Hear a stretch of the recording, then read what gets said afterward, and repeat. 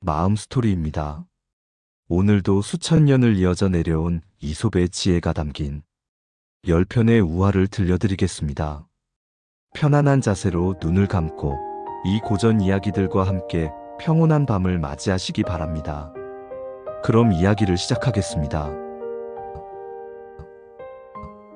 나무꾼과 헤라클레스. 깊은 숲속 작은 오두막에 가난하지만 성실한 나무꾼이 살고 있었습니다. 그는 매일 새벽이 밝기도 전에 도끼를 들고 숲으로 나가 쓰러진 나무를 잘라 땔감을 만들었습니다. 그 땔감으로 겨우 생계를 이어갔지요. 나무꾼은 힘들어도 늘 꿋꿋하게 일을 했습니다.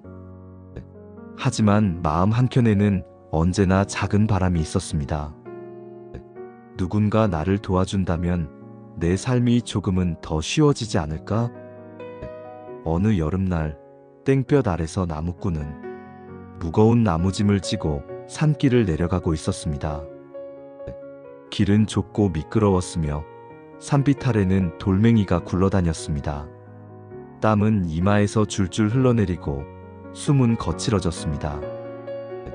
그런데 갑자기 짊어진 나무짐이 크게 흔들리더니 길가의 바위에 걸려 쿵 하고 넘어지고 말았습니다.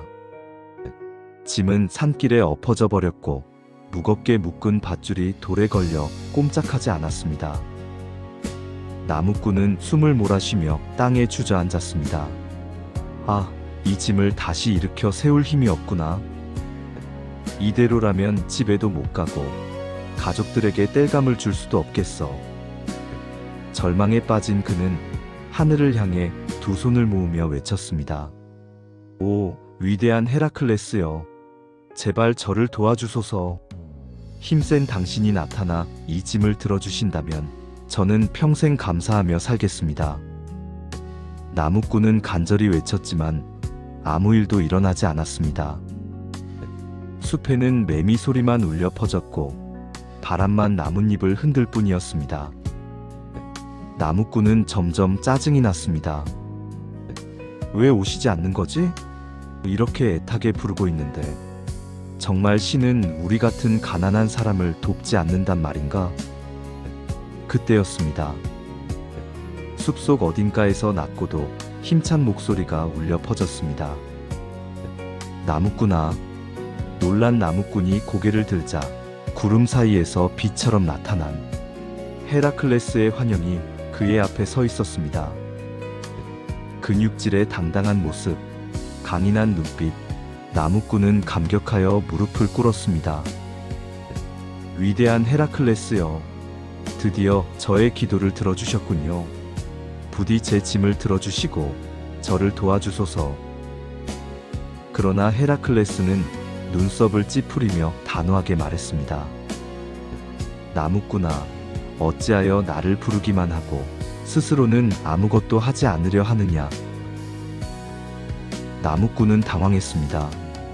저는 너무 지쳐서 제 힘으로는 도저히 이 짐을 다시 들 수가 없습니다. 그래서 당신을 찾은 겁니다. 헤라클레스는 목소리를 더욱 굵게 울리며 말했습니다. 너는 나에게 도움을 청하기 전에 먼저 스스로 할 수 있는 일을 다 해야 한다. 내 두 팔과 두 다리는 그냥 장식이 아니며 내 안에도 나 못지않은 힘이 깃들어 있음을 왜 잊고 있느냐? 나무꾼은 그 말을 듣고 잠시 멍해졌습니다. 그제야 자신이 너무 쉽게 포기하고 하늘만 바라보고 있었음을 깨달았습니다. 그는 떨리는 손으로 다시 밧줄을 움켜쥐었습니다. 좋아, 한 번만 더 해보자. 땀을 뻘뻘 흘리며 안간힘을 다해 나무짐을 밀고 끌었습니다. 돌에 걸려있던 짐은 조금씩 움직이기 시작했습니다. 그리고 마침내 우두둑하고 밧줄이 풀리며 나무짐은 다시 제자리를 찾았습니다. 나무꾼은 숨을 헐떡이며 쓰러졌지만 그의 얼굴에는 미소가 번졌습니다. 내 힘으로도 할 수 있었구나. 그 순간 다시금 헤라클레스의 목소리가 들렸습니다. 신은 너희를 대신해 짐을 들어주는 존재가 아니다. 신은 네 안의 힘을 일깨워주는 존재다. 스스로 돕는 자를 신은 돕는다. 그 말을 끝으로 헤라클레스의 모습은 천천히 사라졌습니다. 나무꾼은 깊은 숨을 내쉬며 하늘을 올려다보았습니다. 그리고 다시 짐을 짊어지고 산길을 내려가기 시작했습니다. 걸음은 무거웠지만 마음만은 훨씬 가벼워졌습니다. 앞으로는 쉽게 포기하지 않으리라. 먼저 내가 할 수 있는 힘을 다한 뒤에야 비로소 하늘이 돕는 것이겠지. 무언가가 잘 되지 않을 때 우리는 먼저 바깥을 바라봅니다. 누군가가 와서 손을 잡아주기를, 하늘에서 뜻밖의 기적이 내려오기를 기대합니다. 그러나 삶의 무게를 짊어지고 일어서는 힘은 애초에 내 안에 있습니다. 스스로 다해보려는 노력 없이 타인의 손길만 기다린다면 그 어떤 도움도 닿지 않습니다. 삶이란 언제나 두 겹으로 이루어집니다. 내가 쥐고 있는 의지와 그 위에 덧붙는 타인의 손길입니다. 내 몫의 의지를 먼저 다하지 않는다면 외부의 힘은 공허한 메아리로 사라집니다. 움직이지 않는 사람에게는 길이 열리지 않고 한 걸음을 떼려는 사람 앞에만 세상은 다리를 놓아줍니다. 도움은 결코 밖에서 먼저 오지 않습니다. 내가 나를 일으키려는 순간 그 의지에 세상은 반응합니다. 진정한 구원은 기적이 아니라 내 안에서 피어나는 결심과 행동 속에 숨어 있습니다. 개와 주인. 한 작은 시골 마을에 성실한 농부가 살고 있었습니다. 그는 비록 부유하지는 않았지만 매일 땀 흘려 일하며 가족과 함께 살아갔습니다. 그 농부에게는 언제나 곁을 떠나지 않는 충직한 개가 한 마리 있었습니다. 그 개의 하루는 온통 주인에 대한 사랑으로 가득 차 있었습니다. 아침이면 주인이 일어나기를 기다리며 꼬리를 흔들었고 밭으로 향하는 주인의 발걸음을 따라 마을 어귀까지 배웅했습니다.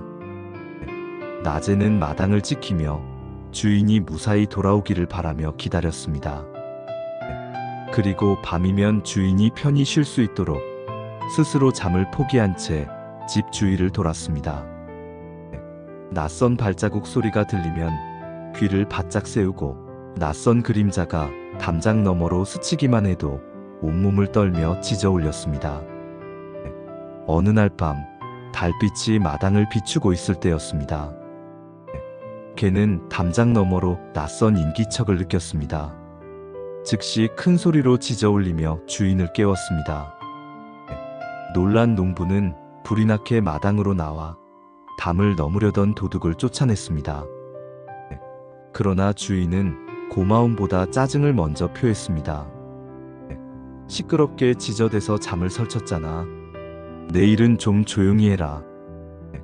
농부는 도둑이 사라진 뒤에도 개에게 따뜻한 말 한마디 하지 않았습니다.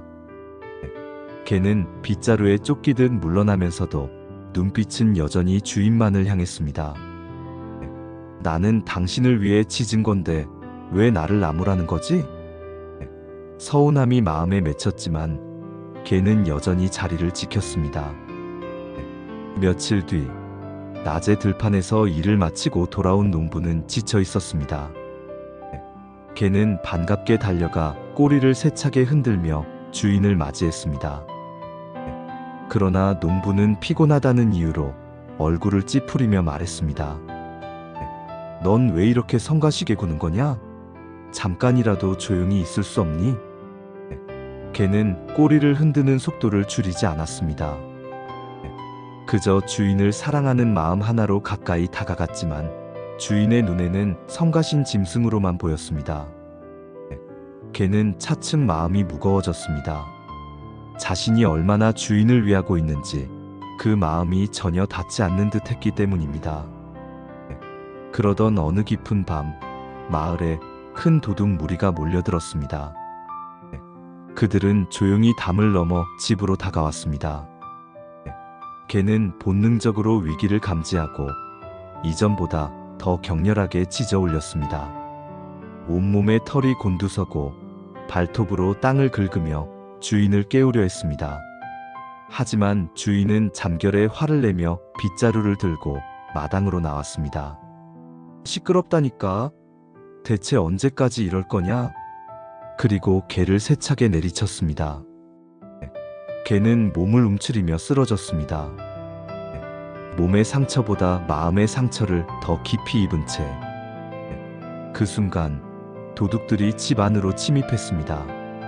개는 다시 용기를 내어 달려들고 싶었지만 다친 몸으론 무리였습니다.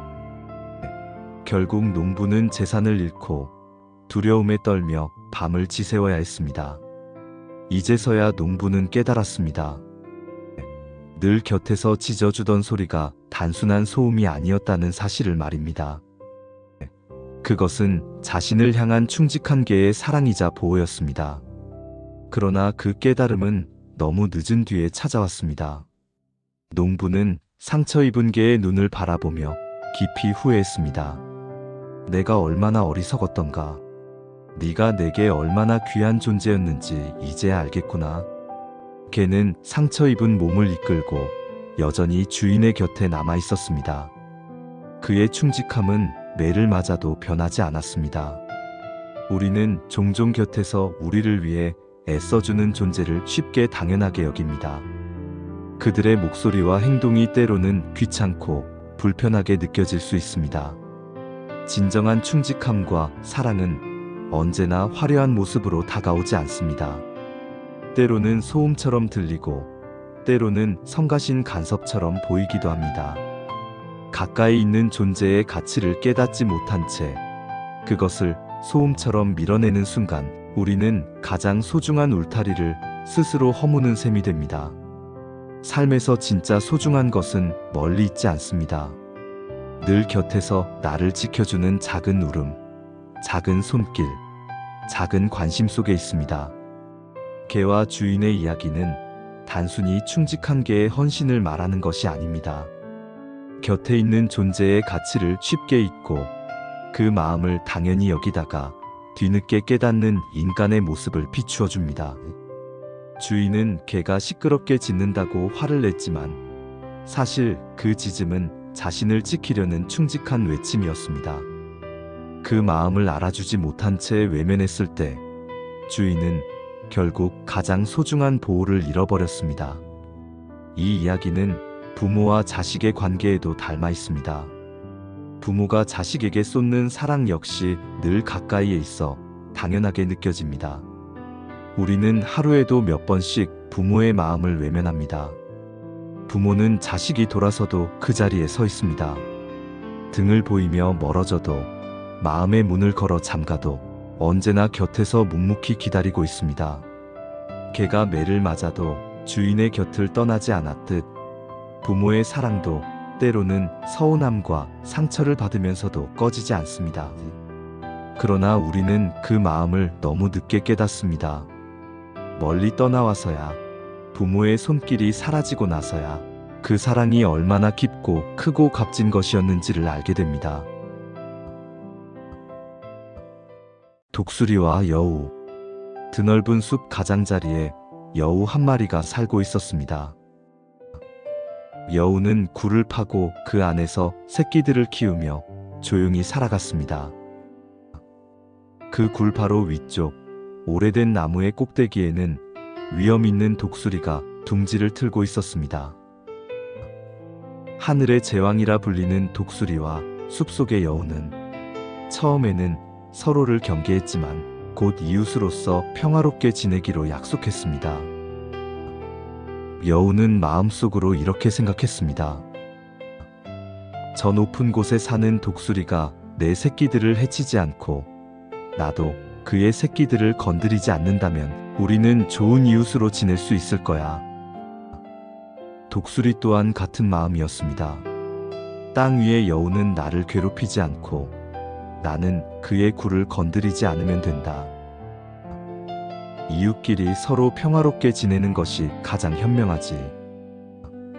작고 여린 몸으로 엄마 곁에 꼭 붙어있는 새끼들은 여우의 산 그 자체였습니다. 여우는 사냥을 나갔다 돌아와 새끼들에게 먹이를 물어다 주며 저 위에 독수리와 약속했으니 걱정할 필요 없다 하고 안심했습니다. 그러나 어느 날 사흘 넘게 제대로 먹이를 찾지 못한 독수리는 배고픔에 지쳐 있었습니다. 굶주린 눈빛으로 아래를 내려다보던 그는 여우 굴 앞에서 해맑게 뛰노는 새끼들을 보았습니다. 작고 연약한 몸, 엄마 곁에서 천진하게 노는 모습은 독수리의 눈에 더없이 손쉬운 먹잇감처럼 보였습니다. 그는 속으로 교만하게 중얼거렸습니다. 먹을 것이 부족하니 저 아래의 여우 새끼들이야말로 좋은 먹잇감이 되겠구나. 나는 숲의 왕자이자 하늘의 제왕이다. 약속 따위가 나를 구속할 리 없지. 힘 있는 자에게 약속은 사슬이 아니라 장식일 뿐이다. 그 말과 함께 독수리의 날개가 크게 퍼덕였습니다. 거대한 그림자가 땅 위에 드리워졌고 연약한 새끼 여우들은 그늘 아래서 잠시 몸을 떨었습니다. 그러나 독수리는 번개처럼 날카로운 발톱을 드러내며 내려와 굴 앞에서 놀던 새끼 중 하나를 낚아채 하늘로 치솟아 올랐습니다. 여우는 그 장면을 눈앞에서 보며 비통하게 울부짖었습니다. 안 돼! 제발 내 아이를 돌려줘. 그러나 울부짖음은 하늘 끝으로 사라져갔고 새끼는 이미 독수리의 둥지 속으로 끌려가 버렸습니다. 여우는 절망에 빠졌습니다. 이럴 수가. 이웃으로서 평화롭게 지내자고 약속했는데 어떻게 나를 배신할 수 있지? 분노와 슬픔이 한꺼번에 몰려왔습니다. 여우는 하늘을 올려다보며 독수리의 둥지를 바라보았지만 날개 없는 자신은 도저히 거기에 오를 수 없다는 사실을 잘 알았습니다. 그날 이후 여우는 마음속으로 복수를 다짐했습니다. 나는 하늘을 날 수는 없지만 언젠가 반드시 이 부당함에 대한 대가를 치르게 할 것이다. 여우는 눈앞에서 새끼를 빼앗긴 뒤 깊은 절망 속에서 이를 악물었습니다. 하늘을 나는 힘은 없지만 땅 위에서 지혜를 발휘할 수 있다는 것을 떠올렸습니다. 며칠 후 여우는 숲속에서 사냥꾼이 두고 간 불씨를 발견했습니다. 꺼져가는 불 속에서 아직 살아있는 작은 불덩이를 찾아낸 여우는 독수리의 둥지 아래로 몰래 다가갔습니다. 그곳에는 마른 풀과 나뭇가지가 가득 쌓여 있었습니다. 여우는 불붙은 가지를 그 위에 떨어뜨렸습니다. 순식간에 불길이 치솟아 오르며 둥지로 번져갔습니다. 여우는 마음속으로 다짐했습니다. 네가 힘으로 내 아이를 빼앗았다면 나는 지혜로 너의 오만을 꺾겠다. 독수리는 놀라 허겁지겁 날개를 퍼덕이며 불을 끄려 했습니다. 하지만 불길은 결국 둥지를 무너뜨렸고 독수리는 허겁지겁 날아다니며 울부짖었지만 이미 늦었습니다. 새끼 독수리들은 불 속에서 떨어져 내렸고 여우는 그 모습을 보며 서글픈 눈빛으로 말했습니다. 너는 하늘을 나는 힘을 가졌지만 그 힘에 취해 약속을 저버렸지. 그러나 세상은 언제나 균형을 맞춘다. 배신은 배신으로 돌아오고 부정은 스스로 무너진다. 독수리는 끝내 불타 무너진 둥지를 버리고 숲을 떠나야 했습니다. 믿음은 약속에서 시작되고 약속은 서로를 지켜줄 울타리가 됩니다. 그러나 힘을 가진 자가 그 약속을 무시할 때 평화는 무너지고 신뢰는 사라집니다. 권력이나 힘이 약속을 대신할 수는 없습니다. 오히려 약속을 무시한 힘은 언젠가 스스로를 파괴하는 불씨가 됩니다. 인간의 삶에서도 마찬가지입니다. 우리는 서로를 믿고 약속하며 살아갑니다.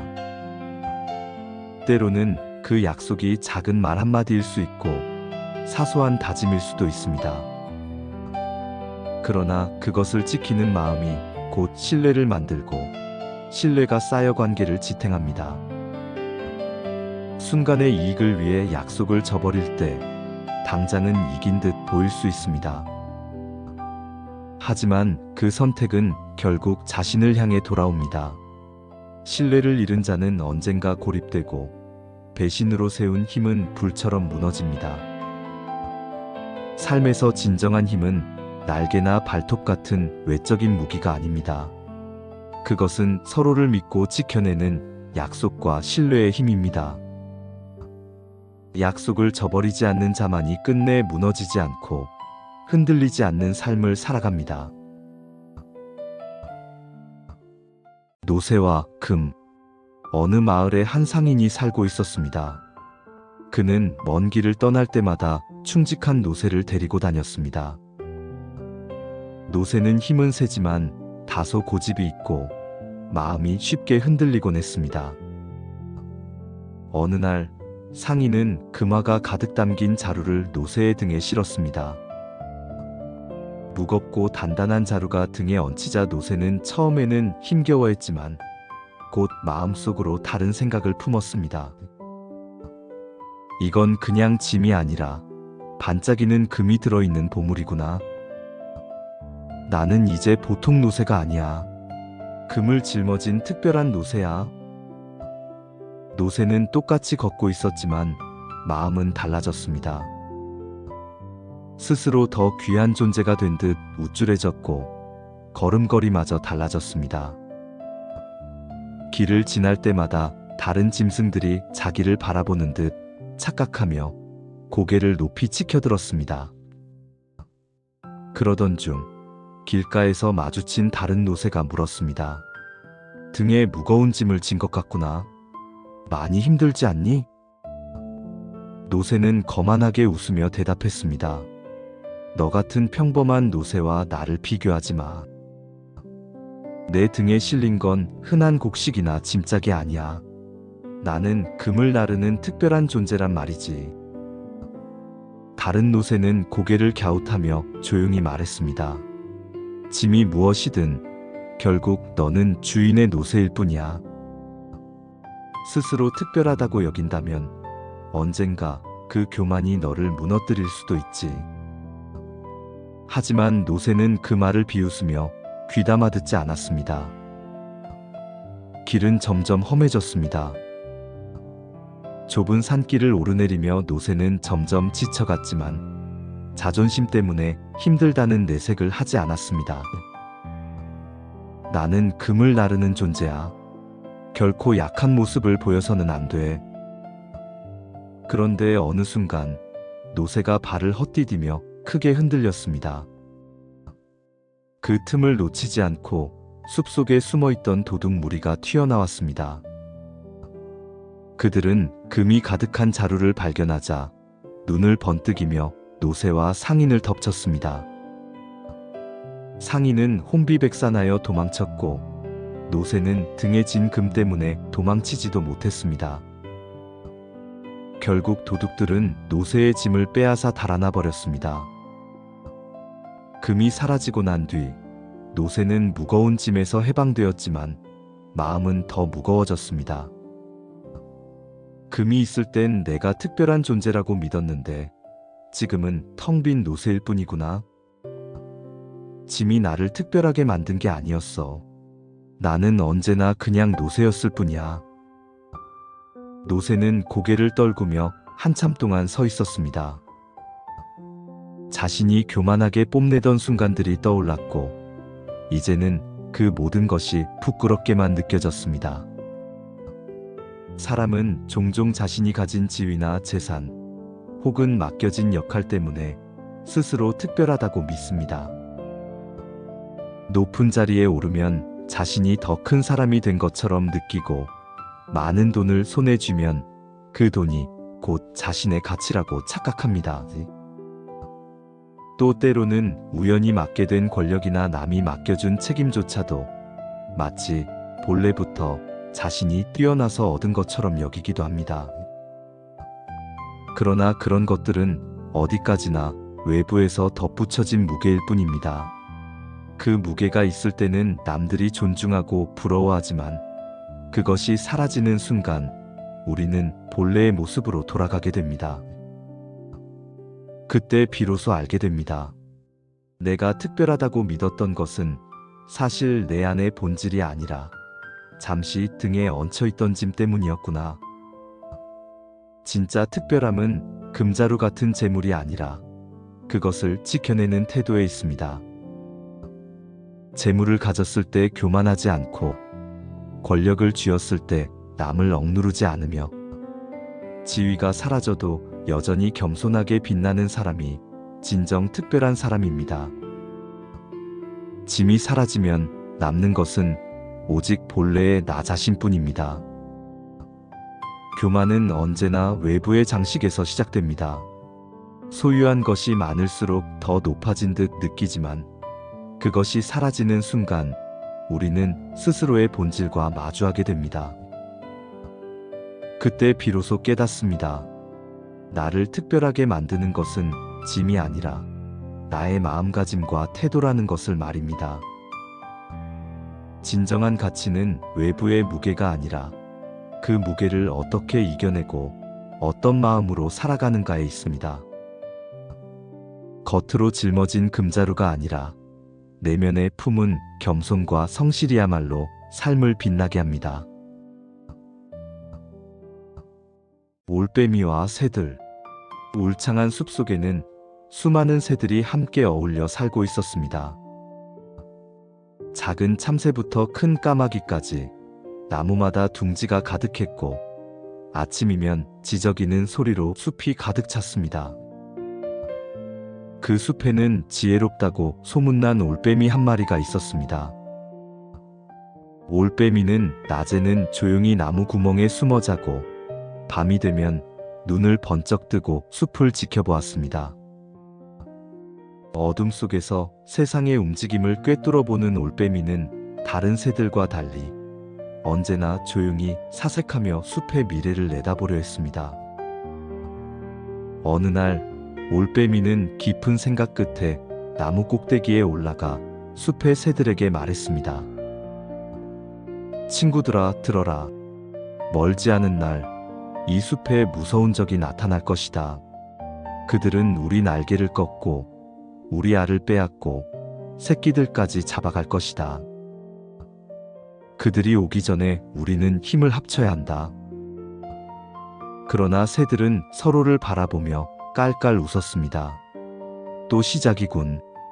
올빼미는 항상 밤에만 돌아다니다 보니 괴상한 생각만 하는 거야. 무슨 근거로 그런 말을 하는 거지? 지금 우리 숲은 평화로운데 괜한 걱정으로 우리를 겁주려는 거 아냐? 올빼미의 진지한 경고는 누구의 귀에도 들어가지 않았습니다. 새들은 다시 즐겁게 노래하며 그날도 평화로운 아침을 맞이했습니다. 며칠 뒤 올빼미는 다시 나타나 말했습니다. 그들이 서서히 다가오고 있다. 지금 준비하지 않으면 우리 모두 잡히고 말 것이다. 둥지를 더 깊게 만들고 알과 새끼들을 잘 숨겨야 한다. 숲의 길목마다 경계를 세워야 한다. 하지만 새들은 여전히 귀를 기울이지 않았습니다. 오히려 비웃었습니다. 저 올빼미는 늘 불길한 말만 해. 듣기만 해도 기분이 나빠. 우리는 하늘을 나는 존재야. 누가 우리를 함부로 하겠어? 경고라니 그냥 자기 혼자 겁먹은 거겠지. 올빼미는 답답했지만 더 이상 말하지 않았습니다. 내 말은 바람처럼 흘러가는구나. 그렇다면 시간이 증명해 주리라. 얼마 지나지 않아 숲에 사람들이 나타났습니다. 그들은 덫을 놓고 나무를 베어 올리고 새를 잡기 위한 함정을 곳곳에 설치했습니다.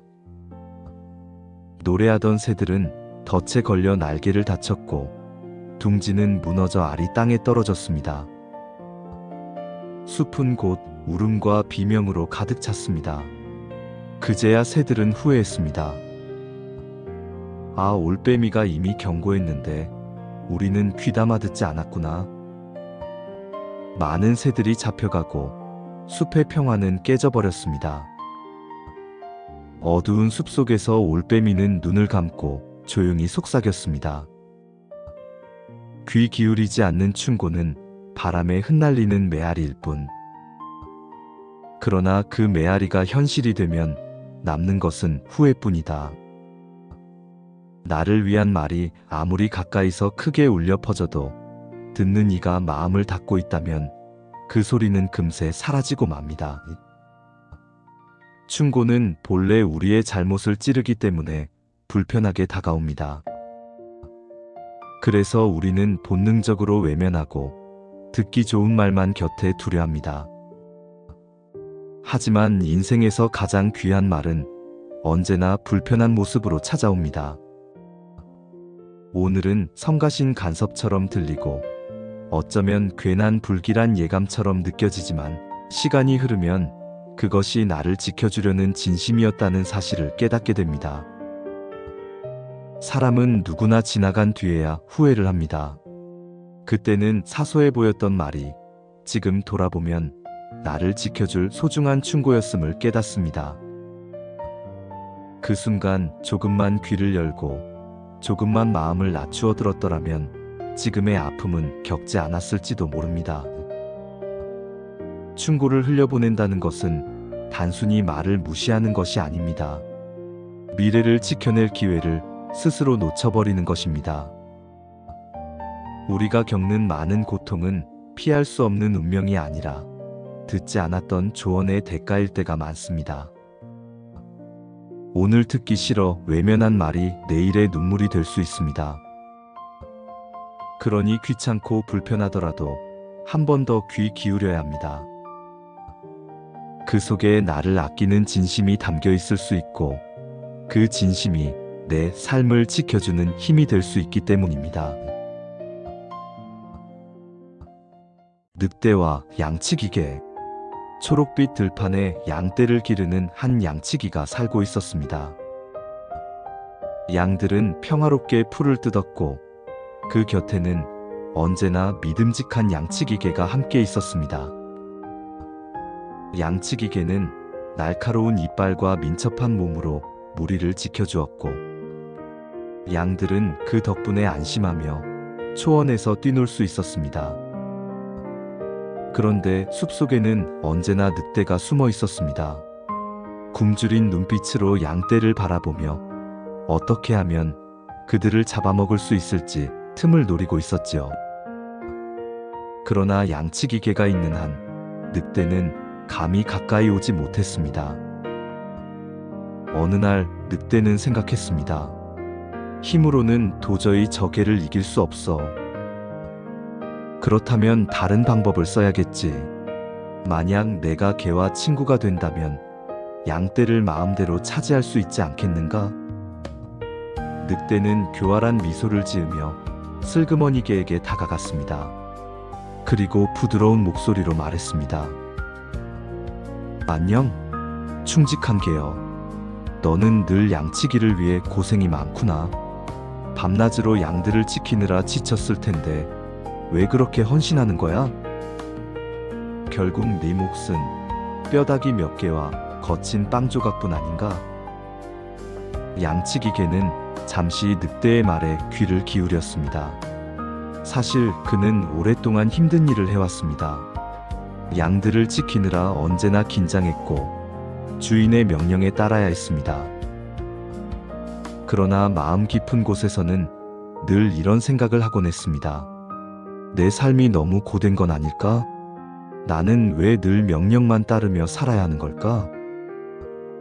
늑대는 개의 마음을 꿰뚫어 본 듯 속삭였습니다. 내가 너라면 더 자유롭게 살고 싶을 거야. 나와 함께 한다면 더 이상 뼈다귀만 바라보지 않아도 돼. 양들은 많고 고기도 풍족하지. 우리 둘이 힘을 합친다면 너는 양치기에게 충성할 필요도 없고 매일 진수성찬을 즐길 수 있을 거야. 개는 흔들렸습니다. 주인의 명령과 책임감 사이에서, 그리고 자유와 풍족함의 유혹 사이에서 마음이 흔들렸습니다. 그때 멀리서 양치기의 목소리가 들려왔습니다. 어서 와라. 내 충직한 친구야. 오늘도 난 너만 믿는다. 순간 개의 눈빛이 바뀌었습니다. 자신을 늘 믿고 의지해준 주인의 얼굴이 떠올랐습니다. 그는 비록 가난한 집에서 빵 조각을 얻어먹으며 살았지만 늘 따뜻한 손길과 사랑을 받았습니다. 개는 늑대를 향해 이를 드러내며 낮게 으르렁거렸습니다. 늑대야, 내 말은 달콤하지만 그 속에 독이 숨겨져 있구나. 나는 뼈다귀만 먹는 삶일지라도 충직과 믿음을 저버릴 수는 없다. 양치기의 곁을 떠나는 순간 나는 더 이상 개가 아니라 너와 같은 짐승이 될 뿐이야. 늑대는 비웃으며 물러갔습니다. 바보 같은 놈. 내겐 더 큰 세상이 기다리고 있는데도 작은 충성에 묶여 사는구나. 그러나 개는 늑대의 말에 흔들리지 않았습니다. 그는 다시 양떼 곁으로 돌아가 묵묵히 그들을 지켜주었습니다. 양들은 안심한 듯 풀밭 위에서 고개를 숙였고 하늘에는 저녁 노을이 붉게 물들었습니다. 삶에서 가장 위험한 순간은 힘의 부족이 아니라 마음이 흔들릴 때 찾아옵니다. 늑대의 교활한 말은 단순한 유혹이 아니라 존재의 근본을 시험하는 질문이었습니다. 의무와 책임, 신뢰와 충직이 과연 작은 뼈다귀에 불과한 것일까? 아니면 그것이야말로 한 존재를 지켜주는 가장 단단한 울타리인 걸까? 우리는 때때로 더 큰 자유와 풍족함을 약속하는 달콤한 말에 마음이 흔들립니다. 하지만 그런 유혹이 가져오는 것은 진짜가 아닐 때가 많습니다. 겉으로는 좋아 보이지만 정작 내가 지켜야 할 자리와 소중한 관계를 잃게 만들죠. 그 결과 남는 것은 만족이 아니라 오히려 마음의 공허함과 후회일 수 있습니다. 인간을 인간답게, 개를 개답게, 나를 나답게 지켜주는 것은 결코 풍족한 먹을거리가 아닐 것입니다. 그것은 내가 맺은 신뢰, 내가 다짐한 책임, 내가 선택한 충직의 길일 것입니다. 진정한 자유는 제멋대로 욕망을 따르는 데 있지 않습니다. 그 자유를 어떻게 쓰느냐가 곧 존재의 품격을 결정합니다. 개와 닭. 한 시골 농가 마당에 개와 닭이 함께 살고 있었습니다. 개는 마당을 지키며 도둑이나 낯선 이를 쫓아내는 충직한 수호자였고, 닭은 매일 아침이면 힘차게 울어 사람들을 깨워주었으며 알을 낳아 주인의 식탁을 풍족하게 만들었습니다. 개와 닭은 서로 다른 역할을 맡고 있었지만 함께 지내며 자연스럽게 친구가 되었습니다. 개는 밤마다 닭이 편히 잘 수 있도록 마당을 지켰고, 닭은 아침마다 개에게 반갑게 인사를 건넸습니다. 그들의 우정은 단단해 보였고 서로를 믿고 의지하는 사이였습니다. 어느 날 개와 닭은 먼 마을에 있는 친척 동물을 만나러 가기로 했습니다. 그러나 길은 멀고 해가 지려하고 있었습니다. 닭은 어두워지면 위험하다는 것을 알았기에 걱정스럽게 말했습니다. 개야, 오늘은 해가 곧 지겠구나. 어디서 하룻밤 묵을 수 있는 곳을 찾아야 하지 않겠니? 개는 듬직하게 웃으며 대답했습니다. 걱정 마. 내가 함께 있으니 너를 지켜줄 거야. 우리 둘이 힘을 합치면 어떤 위험도 막을 수 있지. 그들은 길을 걷다가 작은 농가를 발견했습니다. 닭은 지붕 위로 올라가 가지에 몸을 웅크리고 앉았고, 개는 마당 구석에 자리를 잡고 누웠습니다. 서로를 바라보며 안도의 한숨을 내쉬었고, 그렇게 첫 밤을 맞이했습니다. 그런데 깊은 밤이 되자 숲속에서 들려오는 소리에 닭은 눈을 떴습니다. 멀리서 여우가 다가오고 있었던 것입니다. 여우는 닭이 나뭇가지 위에 앉아 있는 것을 보고 눈을 번뜩이며 속으로 생각했습니다. 오늘 밤은 운이 좋구나. 맛있는 닭고기가 나를 기다리고 있네. 여우는 교활한 목소리로 닭에게 다가갔습니다. 오, 반가운 손님이군. 밤이 추운데 나와 함께 따뜻하게 지내는 것이 어떠냐? 내 굴로 오면 포근하고 안전하게 잘 수 있을 거야. 닭은 두려움에 몸을 떨며 대답했습니다. 아니, 나는 괜찮아. 여기서 편히 잘 수 있어. 여우는 쉽게 포기하지 않았습니다. 너는 밤마다 이렇게 높은 나무에서 춥게 자니 참 안쓰럽구나. 내 굴은 따뜻하고 넓어서 내게 딱 맞을 거야.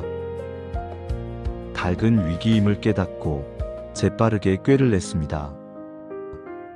네가 그렇게 친절하다면 저기 구석에서 자고 있는 내 친구에게도 함께 초대해 줄 수 있겠니? 우린 언제나 같이 다니니까. 여우는 순간 얼굴빛이 굳어졌습니다. 개가 있다는 사실을 몰랐던 것입니다. 개는 여우에게 공포의 존재였고 만약 덤볐다가는 자기 목숨이 위험할 수도 있었습니다. 닭의 말이 끝나자마자 구석에 누워있던 개가 천천히 일어나 으르렁거렸습니다. 낯선 기척을 이미 알고 있었던 개는 날카로운 이빨을 드러내며 여우를 노려보았습니다. 여우는 당황하여 한 발 물러서더니 황급히 숲속으로 달아나 버렸습니다. 닭은 가슴을 쓸어내리며 안도의 한숨을 내쉬었습니다. 개야, 네가 아니었다면 나는 오늘 밤 여우의 밥이 되었을 거야. 개는 묵묵히 닭을 바라보며 말했습니다. 우정이란 함께하는 것, 서로를 지켜주는 것이지. 너는 내 곁을 지켰고 이제는 내가 내 곁을 지켜야 할 차례일 뿐이야. 삶은 언제나 혼자가 아니라 함께하는 길에서 더 안전해집니다. 나의 부족함을 채워주는 존재가 있고 내가 지켜야 할 존재가 있을 때 관계는 단단해집니다. 때로는 혼자서는 막을 수 없는 위험도 함께라면 이겨낼 수 있습니다. 사람은 흔히 자신만의 힘으로 세상을 살아낼 수 있다고 생각합니다. 내 능력, 내 지혜, 내 노력만 있으면 충분하다고 믿습니다. 하지만 삶은 그렇게 단순하지 않습니다. 뜻하지 않은 어려움과 시련은 언제나 예고 없이 찾아오고 그때는 혼자의 힘으로는 감당하기 벅찰 때가 많습니다. 그럴 때 우리를 붙잡아주는 것은 바로 신뢰입니다. 나를 믿어주는 사람이 곁에 있다는 사실은 가장 큰 용기가 됩니다. 넌 할 수 있어라는 말 한마디, 나는 네 편이야 라는 눈빛 하나가 흔들리던 마음을 단단히 붙잡아줍니다. 그리고 내가 믿어주는 누군가가 있다는 것도 삶을 버티게 해줍니다. 내가 그를 위해 해야 할 책임과 약속이 나를 더 강하게 만들고 그를 지켜야 한다는 마음이 나를 주저앉지 않게 합니다. 내가 누구를 믿고 의지하듯 누군가도 나를 믿고 의지할 때 그 관계 속에서 우리는 더 큰 힘을 얻습니다. 양치기의 산. 드넓은 초원 끝자락에 양치기 소년이 살고 있었습니다. 소년은 매일 양떼를 몰고 들판을 지나 산기슭까지 올라갔습니다. 산은 초록빛으로 덮여 있었고 신선한 풀과 맑은 물이 흘렀습니다. 양들은 그곳에서 자유롭게 풀을 뜯으며 살찌어 갔습니다. 시간이 흐를수록 양은 늘어났습니다. 어린 새끼 양은 어느새 어른이 되었고 어른 양은 더 많은 새끼를 낳았습니다. 양치기의 양떼는 점점 불어나 드넓은 초원을 가득 메우게 되었습니다. 소년은 양들을 바라보며 뿌듯한 미소를 지었습니다. 이제 내 양은 이렇게 많아졌구나. 조금만 더 길러내면 나는 풍족하게 살 수 있겠지. 마을에서 가장 부유한 사람이 될 수도 있겠어. 그러나 시간이 지나면서 소년의 마음속에는 또 다른 욕망이 피어올랐습니다. 들판은 이제 좁다. 더 많은 풀을 원한다면 저 높은 산 위로 양을 몰고 가야겠다. 산 위에는 아직 아무도 손대지 않은 넓은 땅이 있을 거야. 소년은 욕심을 따라 양떼를 산 위로 몰아올렸습니다. 산 위의 풍경은 처음엔 장엄했습니다. 짙은 숲, 넓게 펼쳐진 바위 언덕, 그리고 아직 손길이 닿지 않은 풀밭이 눈앞에 있었습니다.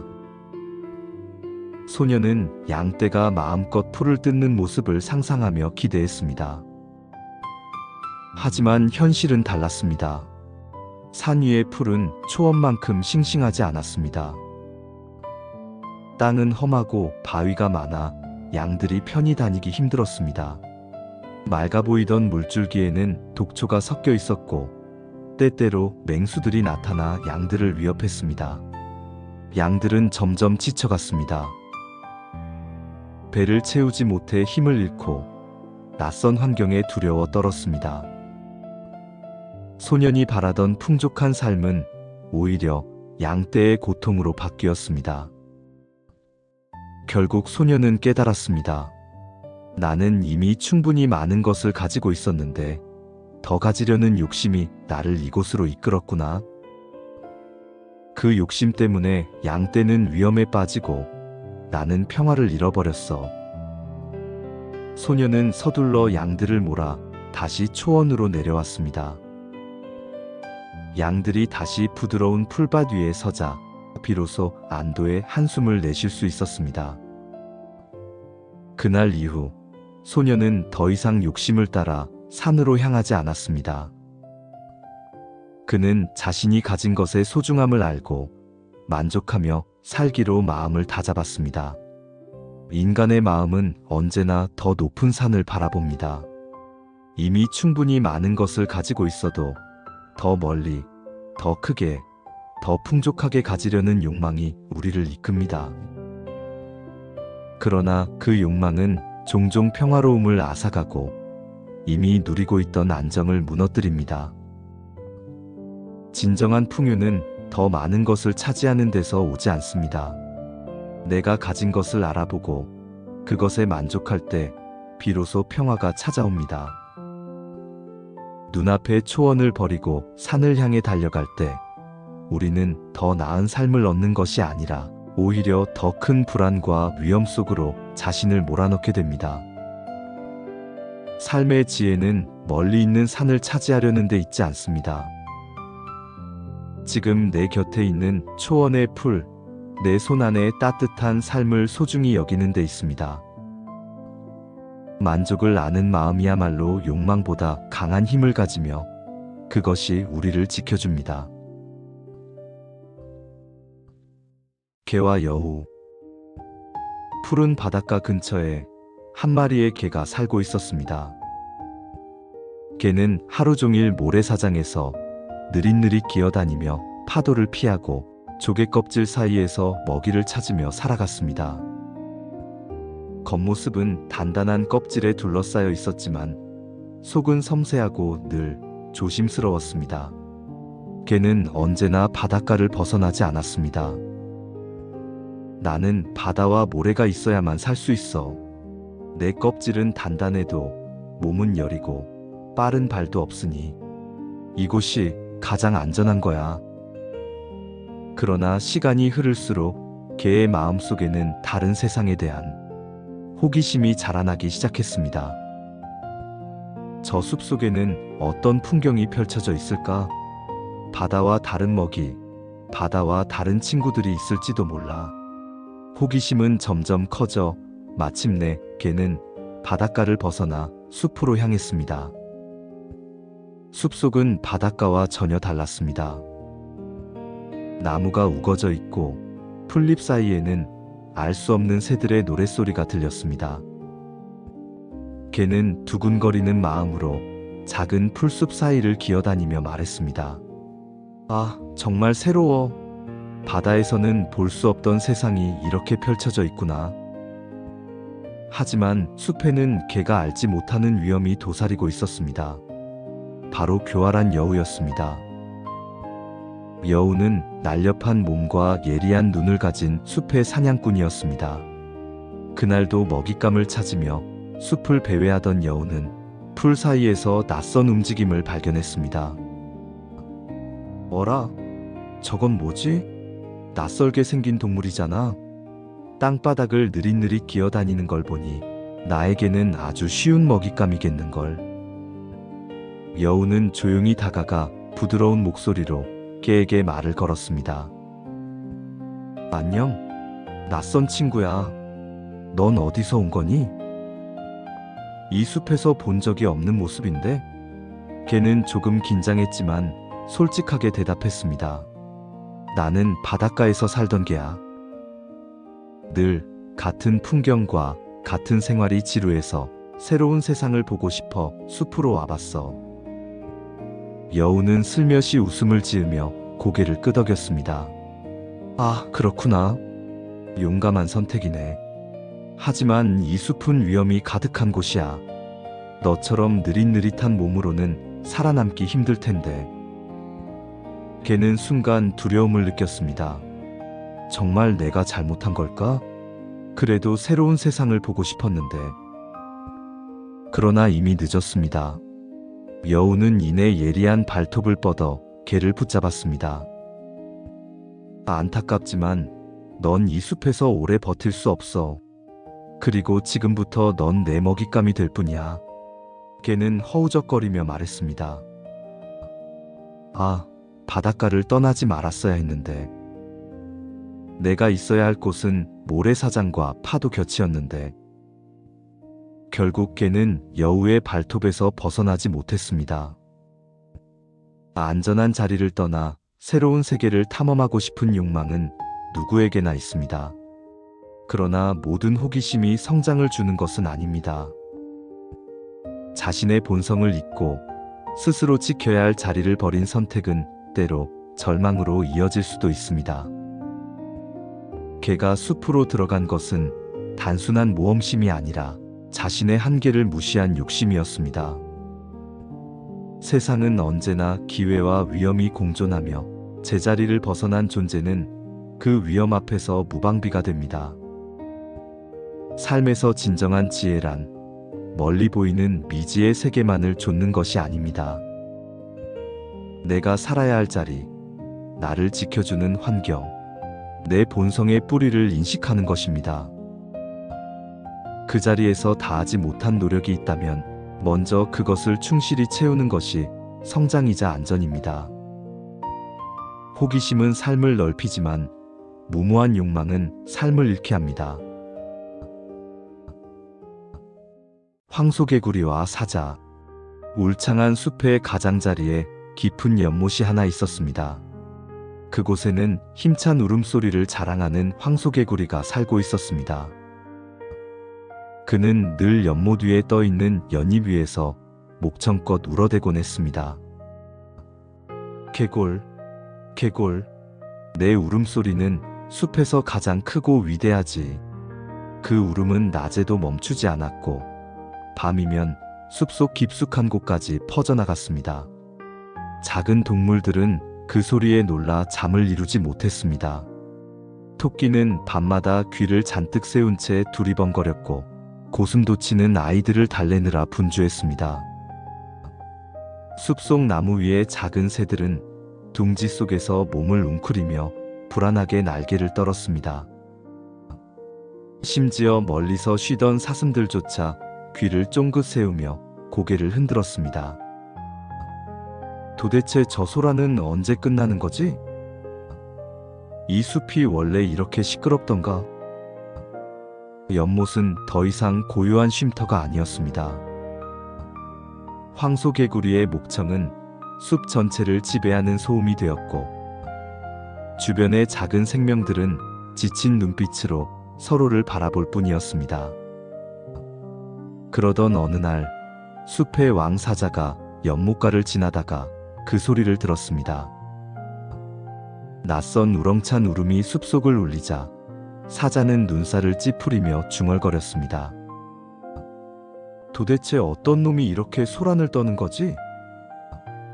감히 나의 숲에서 이토록 큰 소리를 내다니 분명 대단한 녀석일 게다. 사자는 천천히 연못가로 발걸음을 옮겼습니다. 바위 위에 올라앉아 울부짖는 모습이 떠올랐습니다. 거대한 덩치, 두려움 없는 눈빛, 그리고 천지를 뒤흔드는 울음소리. 사자의 머릿속은 이미 그 상상을 가득 채우고 있었습니다. 사자가 연못가에 다다르자 마침 황소개구리가 또다시 소리쳤습니다. 개골, 개골, 나는 숲의 가장 큰 목소리를 가진 자. 우렁찬 울음이 울려 퍼졌지만 막상 눈앞에 나타난 것은 작디작은 한 마리 개구리였습니다. 등은 매끈하지도 않고 배는 볼록하게 불룩했으며 눈은 겁에 질린 듯 껌뻑거리고 있었습니다. 사자는 황소개구리를 내려다보며 코웃음을 쳤습니다. 이게 네가 자랑하던 목소리의 주인공이란 말인가? 나는 혹시 커다란 괴수라도 있을 줄 알았다. 그런데 네가 고작 이 모습이라니. 사자는 실망과 함께 분노를 느꼈습니다. 겉모습보다 목소리만 요란스러운 녀석이로군. 숲의 평화를 깨뜨리는 소란꾼 따위, 더는 용납할 수 없다. 황소개구리는 겁에 질려 물속으로 뛰어들려 했지만 사자의 발이 먼저 움직였습니다. 한순간에 개구리는 사자의 발 아래 짓눌렸습니다. 숲에는 다시 고요가 찾아왔습니다. 우리는 종종 세상을 울리는 큰 목소리에 쉽게 위축되거나 그 속에 감추어진 힘을 과대평가합니다. 멀리서 들을 때는 그 목소리가 거대하고 위대해 보이지만 가까이 다가가면 실체는 생각보다 작고 초라할 때가 많습니다. 겉으로 요란한 말과 과장된 태도는 언제나 사람의 눈과 귀를 속입니다. 그러나 진정한 힘은 목소리의 크기에서 비롯되지 않습니다. 겉으로 보이는 포장이나 허세에서 나오는 것도 아닙니다. 진짜 힘은 내면의 담대함과 실제 행동에서 비롯됩니다. 목소리만 키우고 속은 비어있는 존재는 결국 진실 앞에서 무너집니다. 반대로 겉으로는 조용하고 드러내지 않더라도 속이 단단하고 마음이 굳센 이는 어떤 어려움에도 쉽게 흔들리지 않습니다. 삶에서 중요한 것은 얼마나 요란하게 보이는가가 아니라 얼마나 단단한 내면을 지니고 있느냐입니다. 큰 소리에 겁먹을 필요는 없습니다. 그것이 언제나 진실을 말하는 것은 아니기 때문입니다. 스스로를 속이지 않고 목소리를 키우는 대신 내면의 힘을 길러 나갈 때 비로소 삶의 무게를 버텨낼 수 있습니다.